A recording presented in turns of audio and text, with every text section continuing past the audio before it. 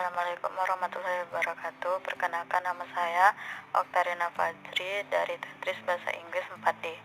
Di sini saya akan menjelaskan tentang filsafat pendidikan aliran pragmatisme untuk memenuhi mata kuliah filsafat pendidikan. Ingin saya jelaskan yaitu 1. Aliran pragmatisme, 2. Tokoh-tokoh pragmatisme, dan terakhir pandangan pragmatisme dalam pendidikan. Baiklah, saya akan menjelaskan yang pertama, yaitu aliran pragmatisme. Istilah pragmatisme berasal dari kata Yunani pragma yang berarti perbuatan, action atau tindakan praktik. Isme di sini sama artinya dengan isme-isme lainnya, yaitu berarti aliran atau ajaran atau paham. Dengan demikian, pragmatisme itu berarti ajaran yang menekankan bahwa pemikiran itu menuruti tindakan. Pragmatisme memandang bahwa kriteria kebenaran ajaran adalah faedah atau manfaat. Suatu teori atau hipotesis dianggap oleh pragmatisme benar apabila membawa suatu hasil. Dengan kata lain, suatu teori itu benar kalau berfungsi, if it works. Dengan demikian, pragmatisme dapat dikategorikan ke dalam pembahasan mengenai teori kebenaran, theory of truth. Sebagian yang nampak menonjol dalam pandangan William James, terutama dalam bukunya The Meaning of the Truth pada tahun 1909. Pragmatisme adalah aliran filsafat yang mengajarkan bahwa yang benar adalah segala sesuatu yang membuktikan dirinya sebagai benar dengan melihat kepada akibat-akibat atau hasilnya yang bermanfaat secara praktis. Dasar dari pragmatisme adalah logika pengamatan, di mana apa yang ditampilkan pada manusia dalam dunia nyata merupakan fakta-fakta individual, konkret, dan terpisah satu sama lain. Dunia ditampilkan apa adanya dan perbedaan diterima begitu saja. Representasi realitas yang muncul di pikiran manusia selalu bersifat pribadi dan bukan merupakan fakta-fakta umum. Saya akan menunjukkan profil tokoh-tokoh pragmatisme. Yang pertama, C.S. Peirce. Yang kedua, William James. Dan terakhir, John Dewey. Baiklah, selanjutnya saya akan menjelaskan tentang tokoh-tokoh pragmatisme. Pragmatisme mula-mula diperkenalkan oleh Charles Sanders Peirce pada tahun 1839 sampai 1914. Filosof Amerika yang pertama kali menggunakan pragmatisme sebagai metode filsafat, tetapi pengertian pragmatisme telah terdapat juga pada Socrates, Aristoteles, Berkeley, dan Hume. Untuk mengetahui lebih jauh ajaran pragmatisme, alangkah baiknya kita mempelajari tokoh-tokoh yang mempopulerkan dan pandangannya. 1. Yaitu C.S. Peirce pada tahun 1839 sampai 1914. Secara umum, orang memakai istilah pragmatisme sebagai ajaran yang mengatakan bahwa suatu teori itu benar sejauh sesuatu mampu dihasilkan oleh teori tersebut. Misalnya, sesuatu itu dikatakan berarti atau benar bila berguna bagi masyarakat. Pragmatisme Peirce yang kemudian hari ia namakan pragmatisme lebih merupakan suatu teori mengenai arti atau theory of meaning daripada teori tentang kebenaran atau theory of truth. Menurut Peirce, kebenaran itu ada bermacam-macam. Ia sendiri membedakan kemajemukan kebenaran itu sebagai berikut. 1. Transcendental truth, yang diartikan sebagai letak kebenaran suatu hal itu bermukim pada kedudukan benda itu sebagai benda itu sendiri. Singkatnya, letak kebenaran suatu hal adalah pada things as things. 2. Complex truth, yang berarti kebenaran dari pernyataan-pernyataan. Kebenaran kompleks ini dibagi dalam dua hal, yaitu kebenaran etis di satu pihak dan kebenaran logis di lain pihak. Yaitu ide tentang kaitan salah satu bentuk pasti dari objek yang diamati oleh pemilih. Peirce menamai ide ini ide ketigaan. Secara praktis, kekasan pragmatisme Peirce merupakan suatu metode untuk memastikan arti-arti ide di atas. Yang kedua yaitu William James pada tahun 1842 sampai 1910 Masehi.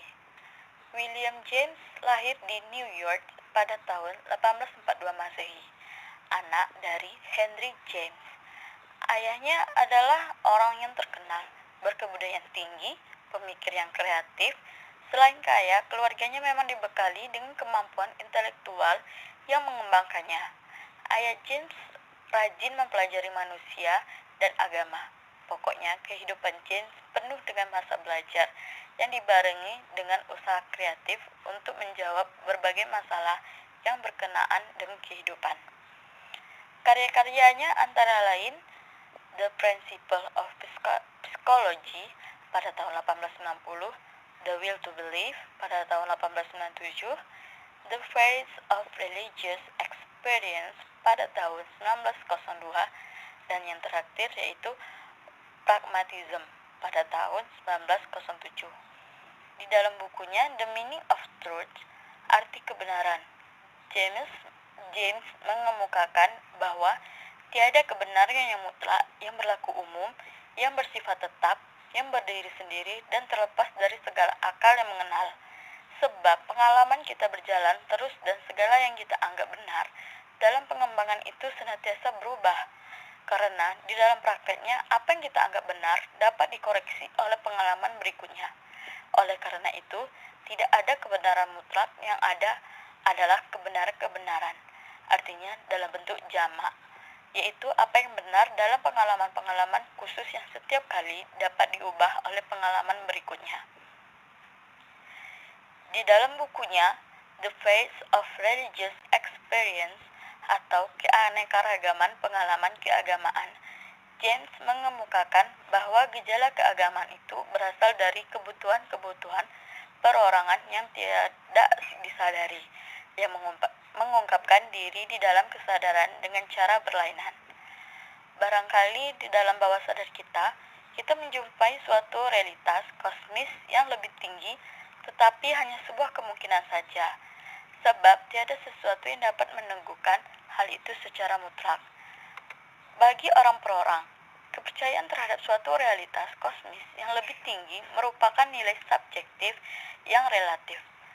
Sepanjang kepercayaan itu memberikan kepercayaan penghibur rohani, penguatan keberanian hidup, perasaan damai, keamanan, dan kasih kepada sesama lain-lain. Dan yang terakhir yaitu John Dewey pada tahun 1859 sampai 1952. Kekhususan filsafatnya terutama berdasarkan pada prinsip naturalisme empiris atau empirisme naturalis. Istilah naturalisme ia terangkan sebagai pertama-tama bagi Dewey, akal budi bukanlah satu-satunya pemerosesan istimewa dari realitas objektif secara metafisis. Pokoknya, Dewey menolak untuk merumuskan realitas berdasarkan pada pangkalan perbedaan antara subjek yang memandang objek. James membawakan pragmatisme. Isme ini diturunkan kepada Dewey yang mempraktekannya dalam pendidikan. Pendidikan menghasilkan orang Amerika sekarang. Dengan kata lain, orang yang paling bertanggung jawab terhadap generasi Amerika sekarang adalah William James dan John Dewey.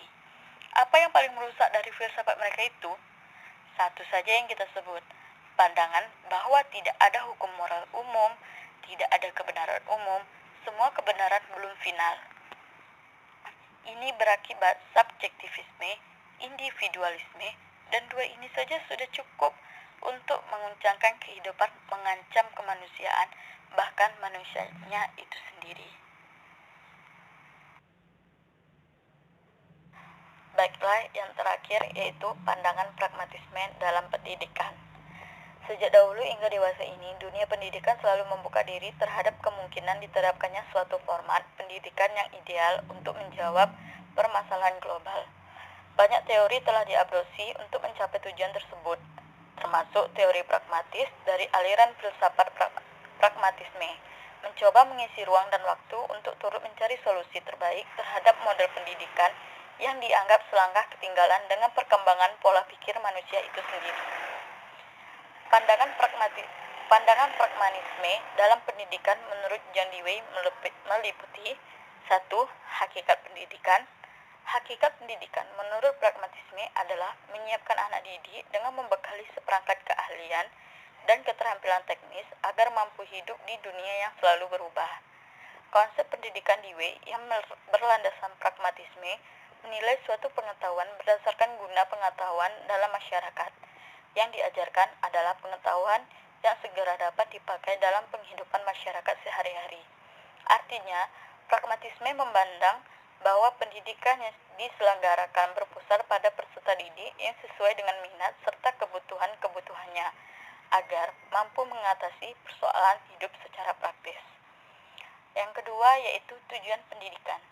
Tujuan pendidikan dalam pandangan pragmatisme tentunya harus arah dengan konsep filosofis pragmatis, seperti mengenai realitas, pengetahuan dan kebenaran, serta nilai. Dengan berpijak pada konsep di atas, objektivitas tujuan pendidikan harus diambil dari masyarakat di mana si anak hidup, di mana pendidikan berlangsung, karena pendidikan berlangsung dalam kehidupan. Tujuan pendidikan tidak berada di luar kehidupan, melainkan di dalam kehidupan sendiri. Sesuai dengan prinsip pragmatisme bahwa tidak ada kebenaran mutlak dan esensi realitas adalah perubahan, maka dalam hal pendidikan ini tidak ada tujuan umum yang berlaku universal dan pasti. Artinya, tujuan pendidikan harus dihasilkan dari situasi kehidupan di sekeliling anak dan pendidik. Hal ini berarti tujuan pendidikan dalam perspektif pragmatisme adalah untuk menyiapkan peserta didik menghadapi kehidupan dalam masyarakatnya yang bersifat praktis. Setiap satuan sosial yang menjalani pendidikan bisa saja memiliki tujuan khusus yang berbeda berdasarkan karakteristik dan kebutuhan masyarakat lokal. Yang terakhir yaitu kurikulum dan proses pendidikan. Pengembangan kurikulum dalam pragmatisme tentunya sejalan dengan hakikat dan tujuan pendidikan itu. Dewey memandang bahwa tipe pragmatisnya diasumsikan sebagai sesuatu yang mempunyai jangkauan aplikatif dalam masyarakat. Pendidikan dipandang sebagai wahana yang strategis dan sentral dalam upaya kelangsungan hidup di masa depan. Ia juga mengkritik model pendidikan Amerika yang hanya mengajarkan muatan-muatan usang yang hanya mengulang-ulang masa lampau dan sebenarnya tidak pantas lagi disampaikan pada peserta didik. Pendidikan harus membekali peserta didik sesuai dengan kebutuhan yang ada pada lingkungannya. Tidak ada suatu materi pelajaran tertentu yang bersifat universal dalam sistem dan metode pelajaran yang selalu tepat untuk semua jenjang sekolah. Sebab, seperti pengalaman, kebutuhan serta minat individu atau masyarakat berbeda menurut tepat dan zaman.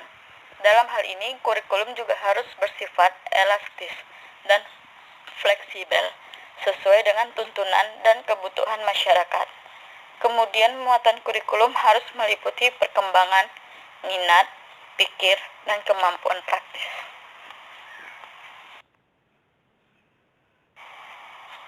Baiklah, saya pikir ini yang dapat saya jelaskan dari materi saya, yaitu filsafat pendidikan aliran pragmatisme, dan saya harap teman-teman bisa mengerti apa yang saya jelaskan.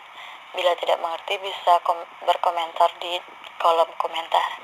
Saya akhiri dengan Kamsahamnida, merci, sas evaristo, sheshe, arigatou gozaimasu, shukran, gracias, thank you, terima kasih.